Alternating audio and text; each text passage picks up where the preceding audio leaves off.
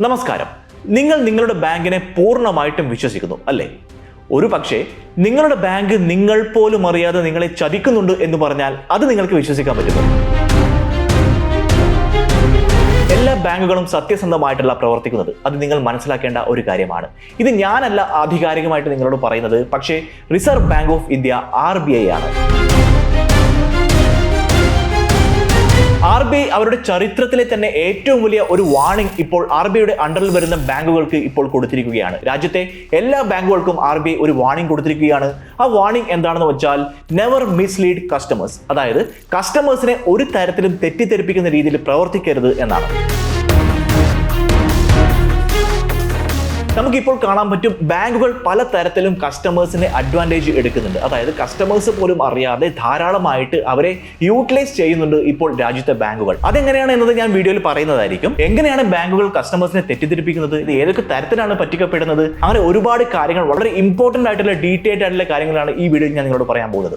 Boss മലയാളത്തിന്റെ മറ്റൊരു വീഡിയോയിലേക്ക് ഏവർക്ക് സ്വാഗതം. ഞാൻ അവിനാഷ്. വീഡിയോ സ്കിപ്പ് ചെയ്യാതെ കണ്ടാൽ മാത്രമേ ഈ വീഡിയോ നിങ്ങൾക്ക് മൊത്തമായിട്ട് മനസ്സിലാവുകയുള്ളൂ. ശ്രദ്ധിക്കുക, നിങ്ങൾ പേടിപ്പിക്കാനോ പാനിക് ആക്കാനോ ഉള്ള ഒരു ഇൻഫർമേഷൻ അല്ല. ഇത് RBIയുടെ ലേറ്റസ്റ്റ് ആയിട്ട് വന്ന റീസെന്റ് ആയിട്ട് വന്ന ഒരു വാർണിംഗ് ഞാൻ നിങ്ങളെ അറിയിക്കുകയാണ്. RBI ബാങ്കുകൾക്ക് കൊടുത്ത ഒരു വാർണിംഗ് എന്താണ്, അതെങ്ങനെയാണ് നമ്മളെ ബാധിക്കുന്നത്, നമ്മളെ പോസിറ്റീവായിട്ട് ബാധിക്കുന്നത് എങ്ങനെയാണ് എന്നതിനെ കുറിച്ചാണ് ഞാൻ നിങ്ങളോട് പറയാൻ പോകുന്നത്. Let's go to the video.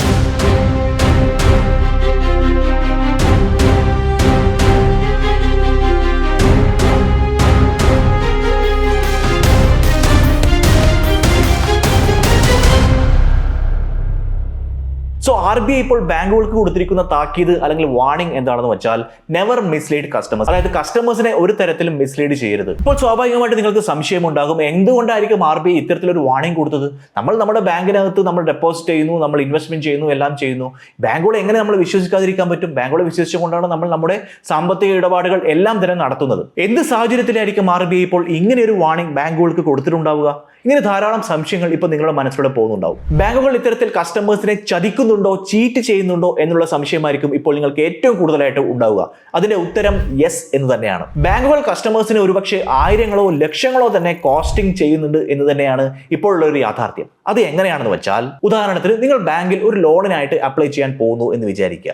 നിങ്ങൾ ലോണിനായിട്ട് അപ്ലൈ ചെയ്യാൻ പോകുമ്പോൾ അവിടുത്തെ സെയിൽസ് ആൾക്കാർ അല്ലെങ്കിൽ അവിടുത്തെ സ്റ്റാഫ് ഒരുപക്ഷെ നിങ്ങളെ കൊണ്ട് ഒരു ഇൻഷുറൻസ് പോളിസി കൂടെ എടുപ്പിച്ചേക്കാം. അതുപോലെ തന്നെ ചില ബാങ്ക് ആപ്പുകൾ യൂസ് ചെയ്യുന്ന സമയത്ത് അതിനകത്തുള്ള ചില സ്കീമുകൾ നിങ്ങൾ അറിയാതെ തന്നെ ഒരുപക്ഷെ ആക്ടിവേറ്റ് ആയേക്കാം. അതുകൂടാതെ ഒരു പ്രോപ്പർ ആയിട്ടുള്ള വിശദീകരണമോ എക്സ്പ്ലനേഷനോ ഒന്നുമില്ലാതെ അഡീഷണൽ പ്രൊഡക്റ്റുകൾ നിങ്ങളുടെ അക്കൗണ്ടിലേക്ക് ആഡ് ചെയ്യപ്പെട്ടേക്കാം. ഇങ്ങനെ ധാരാളം തരത്തിൽ കസ്റ്റമേഴ്സ് അറിയാതെ തന്നെ അവരെ മിസ്ലീഡ് ചെയ്യുന്ന തരത്തിൽ അവർക്ക് പ്രോഡക്റ്റുകൾ വിറ്റുകൊണ്ട് അവരിൽ നിന്നും ആയിരങ്ങളോ ലക്ഷങ്ങളോ ഈടാക്കാൻ ഇപ്പോൾ ബാങ്കുകൾ തുടങ്ങിയിരിക്കുകയാണ്. അല്ലെങ്കിൽ ബാങ്കുകൾ ഈ ഒരു പ്രവണത തുടർന്നുകൊണ്ടിരിക്കുന്നു ഇന്ത്യയിൽ എന്ന് തന്നെയാണ് അതിന്റെ യാഥാർത്ഥ്യം. ഈ ഒരു പ്രവണത മനസ്സിലാക്കിക്കൊണ്ടാണ് ഇപ്പോൾ റിസർവ് ബാങ്ക് ഓഫ് ഇന്ത്യ വലിയ ഒരു വാർണിംഗ് RBI കൊടുത്തിരിക്കുന്നത്. അതായത് ഇത്തരത്തിൽ യാതൊരു തരത്തിലും കസ്റ്റമേഴ്സിനെ മിസ്ലീഡ് ചെയ്യുകയോ മിസ്സെല്ല് ചെയ്യുകയോ ചെയ്യാൻ പാടില്ല എന്നുള്ളത്. Commercial bank responsible business conduct amendment എന്ന പേരിൽ 2026 ജൂൺ 15 RBI പുതിയ ഒരു ഉത്തരവ് പുറപ്പെടുവിച്ചിരിക്കുകയാണ്. ഇന്ത്യയിലെ എല്ലാ പബ്ലിക് പ്രൈവറ്റ് കൊമേഴ്ഷ്യൽ ബാങ്കുകൾക്കും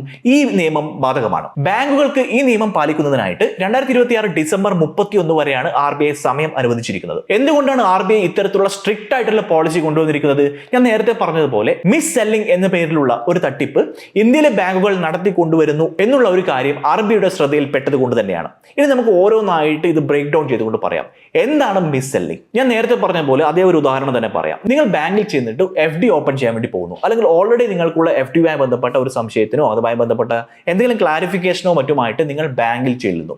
നിങ്ങൾ അവിടുത്തെ എക്സിക്യൂട്ടീവിനെ കാണുന്നു, ബാങ്കിലത്തെ സ്റ്റാഫിനെ നിങ്ങൾ അവിടെ പോയി കാണുന്നു. അതിനുശേഷം സംഭവിക്കുന്നത് എന്താണ്? ഈ FDയുമായി ബന്ധപ്പെട്ട നിങ്ങളുടെ സംശയങ്ങൾക്ക് ഉത്തരം തരുന്നതിന് പകരം, അല്ലെങ്കിൽ നിങ്ങൾ എന്തിനാണോ പോയത് ആ പോയ ആവശ്യം നിറവേറ്റുന്നതിന് പകരം ഈ ബാങ്കിലെ എക്സിക്യൂട്ടീവ് അല്ലെങ്കിൽ ഈ ബാങ്കിലെ സ്റ്റാഫ് നിങ്ങളെ കൊണ്ട് ഒരു ഇൻഷുറൻസ് വാങ്ങിപ്പിക്കുന്നു. ആ ഇൻഷുറൻസ് വാങ്ങിച്ച് നിങ്ങളിൽ നിന്നും പണം ഈടാക്കുന്നു. ഈ പ്രവണത എന്താണ്? This is exactly miss selling. അതായത് നമുക്കറിയാം, ബാങ്കിലെ സ്റ്റാഫിന് അവരുടെ ടാർഗറ്റ് ഉണ്ടാവും, അവർക്ക് ഇൻഷുറൻസ് വിൽക്കേണ്ടതായിട്ടുണ്ടാവും, അവർക്ക് FD കൃത്യമായിട്ട് ഇത്ര എമൗണ്ട് ഓഫ് FD അവർക്ക് ഉണ്ടാവണം, അങ്ങനെയുള്ള ധാരാളം ടാർഗറ്റുകളും കാര്യങ്ങളൊക്കെ അവർക്ക് ഉണ്ടാവും. അത് അവരുടെ സെയിൽസിനെ അല്ലെങ്കിൽ അവരുടെ കരിയറിനെ തന്നെ ബാധിക്കുന്ന ഒന്നാണ്.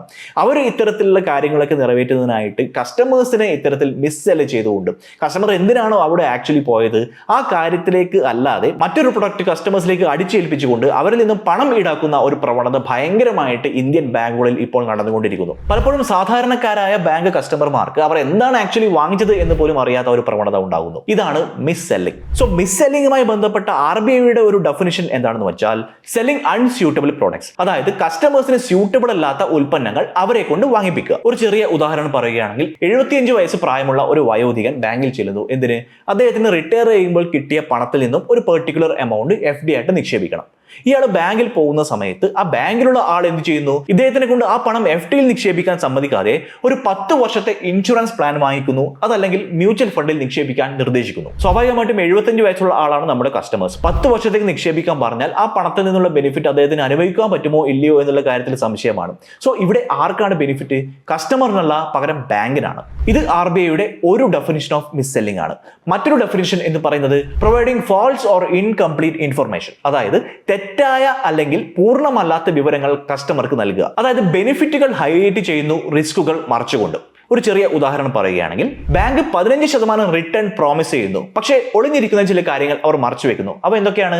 അതിൽ ഉൾപ്പെട്ടിരിക്കുന്ന റിസ്കുകൾ, ലോക്ക് ഇൻ പീരീഡ്, മാത്രമല്ല നഷ്ടം സംഭവിക്കാനുള്ള സാധ്യതകൾ. ഇത്തരത്തിലുള്ള കാര്യങ്ങളും RBI മിസ് സെല്ലിംഗ് ആയിട്ട് പരിഗണിക്കുന്നു. അതുപോലെ തന്നെ ആവശ്യമായിട്ടുള്ള അനുമതികൾ ഇല്ലാതെ പണം ഡിഡക്ട് ചെയ്യുന്ന ഒരു പ്രോസസ്സും. ഒരു ചെറിയ ഉദാഹരണം പറയാം. ബാങ്കിലേക്ക് എന്തെങ്കിലും ആവശ്യത്തിലേക്ക് പോകുന്ന ഒരു കസ്റ്റമറിൽ നിന്നും PMJJBY പ്രീമിയം ഡിഡക്ഷൻ, അതുപോലെ third party insurance premium deduction, ഇങ്ങനെ ധാരാളം പേരുകൾ പറഞ്ഞുകൊണ്ട് കസ്റ്റമറിൽ നിന്നും പണം ഈടാക്കുന്ന ഒരു പ്രവണത. കസ്റ്റമറോട് പ്രോപ്പർ ആയിട്ടുള്ള കൺസെന്റ് ഇല്ലാതെ പണം ഈടാക്കി കഴിഞ്ഞാൽ അതും മിസ് സെല്ലിംഗ് ആയിട്ട് കണക്കാക്കപ്പെടുന്നു. അതുപോലെ തന്നെ കസ്റ്റമേഴ്സ് ഒരു പ്രൊഡക്റ്റ് വാങ്ങാൻ ചെന്നാൽ ആ പെർട്ടിക്കുലർ പ്രൊഡക്റ്റ് വാങ്ങണമെങ്കിൽ മറ്റൊരു പ്രൊഡക്റ്റ് വാങ്ങണം എന്ന് കസ്റ്റമറിനോട് ഫോഴ്സ് ചെയ്യുന്ന ഒരു അവസ്ഥ, ഇതും മിസ് സെല്ലിംഗ് ആണ്.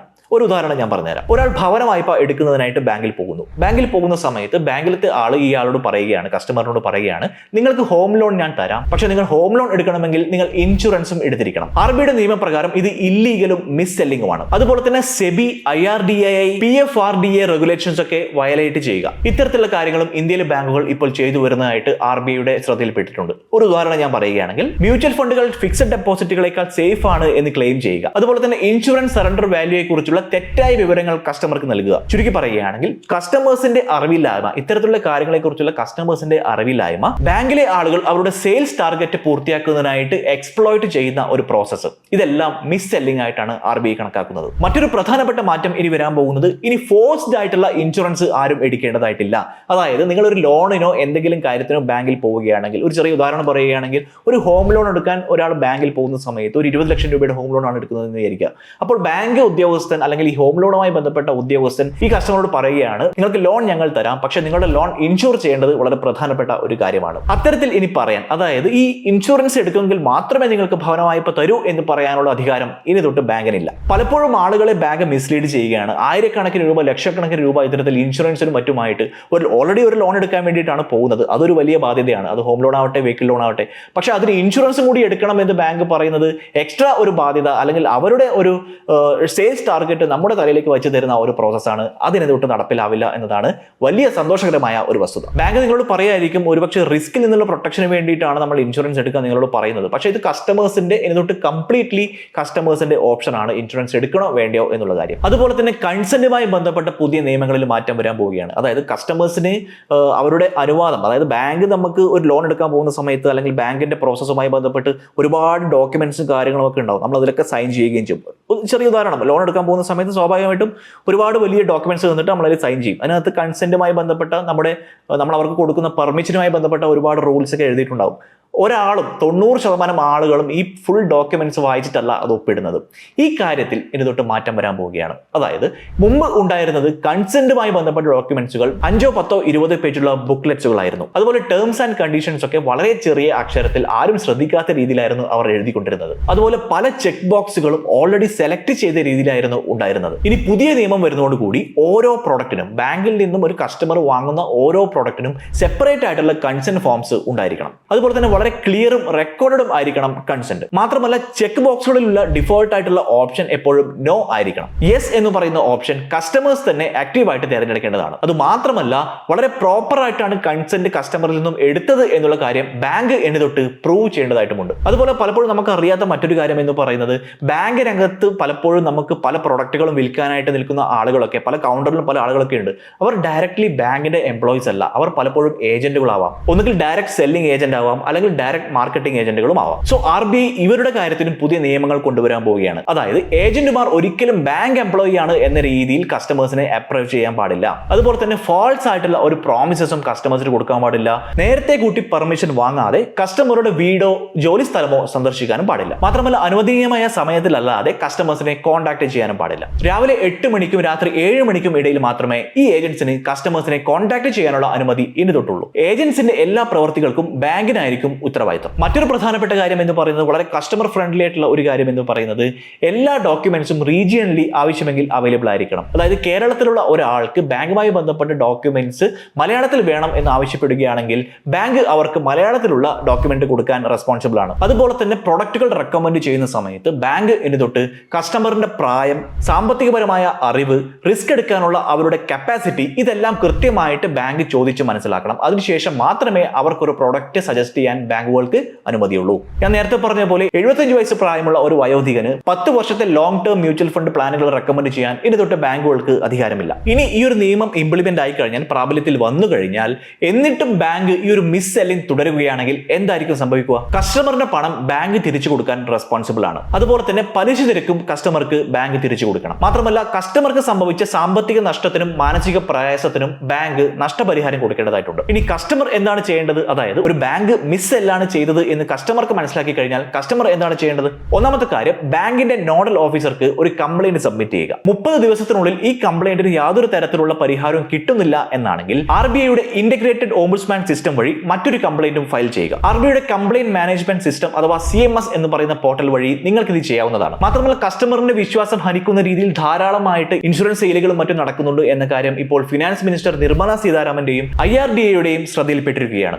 അതുകൊണ്ട് തന്നെ ഈ കാര്യത്തിലും ധാരാളം റെസ്ട്രിക്ഷൻസ് ഇനി വരാൻ പോവുകയാണ്. അതുകൊണ്ട് തന്നെ 2027 ജനുവരി 1 തൊട്ട് ധാരാളം നിയമങ്ങൾ ഈ കാര്യത്തിലും ഇംപ്ലിമെന്റ് ആവാൻ പോവുകയാണ്. അവ എന്തൊക്കെയാണെന്ന് വെച്ചാൽ, ഒന്ന്, ഫോഴ്സ്ഡ് ആയിട്ട് ഒരു തരത്തിലും ഇൻഷുറൻസ് സെൽ ചെയ്യാൻ പാടില്ല. ഒളിഞ്ഞിരിക്കുന്ന ഡിജിറ്റൽ ട്രിക്കുകളൊന്നും പ്രയോഗിക്കാൻ പാടില്ല. ഏജന്റുമാർ ഒരിക്കലും കസ്റ്റമേഴ്സിനെ ഹറാസ് ചെയ്യാൻ പാടില്ല. കൂടുതൽ ട്രാൻസ്പെറന്റ് ആയിരിക്കണം. കൂടുതൽ കസ്റ്റമർ പ്രൊട്ടക്ഷനും ഉണ്ടായിരിക്കണം. RBIയുടെ ചരിത്രത്തിൽ തന്നെ ഏറ്റവും കസ്റ്റമർ ഫ്രണ്ട്ലി ആയിട്ടുള്ള, അല്ലെങ്കിൽ കസ്റ്റമേഴ്സിന് ഏറ്റവും കൂടുതൽ സൗകര്യം നൽകുന്ന രീതിയിൽ, അവരെ ഏറ്റവും കൂടുതൽ പ്രൊട്ടക്ട് ചെയ്യുന്ന രീതിയിലുള്ള വളരെ ചരിത്രപരമായ ഒരു തീരുമാനം തന്നെയാണ് ഈ ഒരു പുതിയ തീരുമാനം എന്ന കാര്യത്തിൽ യാതൊരു സംശയവുമില്ല. നിങ്ങൾക്ക് നിങ്ങളുടെ ബാങ്കിൽ നിന്നും ഏതെങ്കിലും തരത്തിലുള്ള മിസ് സെല്ലിംഗ് നടന്നു എന്ന് ഫീൽ ചെയ്യുകയാണെങ്കിൽ, നിങ്ങൾക്ക് ഫീൽ ചെയ്തിട്ടുണ്ടെങ്കിൽ ആ അനുഭവം നിങ്ങൾ കമന്റ് ആയിട്ട് എഴുതൂ. ഈ വീഡിയോ കൂടുതൽ ആളിലേക്ക് നിങ്ങൾ എത്തിക്കൂ. മറ്റൊരു വീഡിയോയിൽ വീണ്ടും കാണാം. Bye. Brand partnerships and advertising എൻക്വയറീസിനായി ഇമെയിൽ ID brand@boswala.com അല്ലെങ്കിൽ 9108014192 എന്ന വാട്സ്ആപ്പ് നമ്പറിലോ ബന്ധപ്പെടൂ. Boswala, be the boss.